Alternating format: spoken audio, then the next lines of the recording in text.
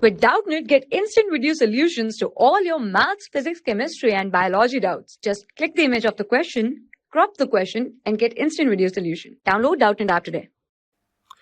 Hello everyone. In this problem it is saying that the velocity of point P on the surface of a pure rolling disc as shown in the figure can be calculated as.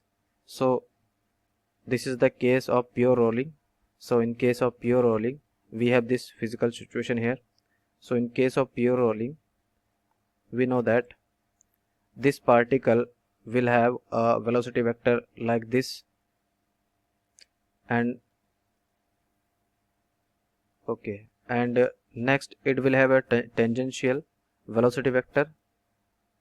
This will be like this way.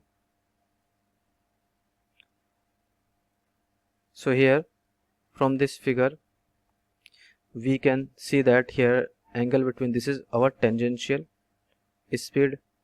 So its tangential speed can be written as omega r, and this and the linear velocity will be v vector, the velocity with which center of mass is moving.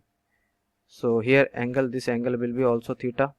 So in this way we can say that by vector the resultant of this two vector will be, this will be like this way. This will be its resultant vector,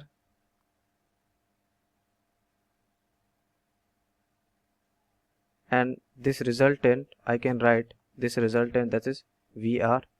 So this VR magnitudely can be written as directly, that is root of V square plus this omega r square plus 2V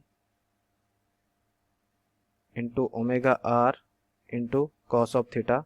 So this will be the resultant velocity of this point P.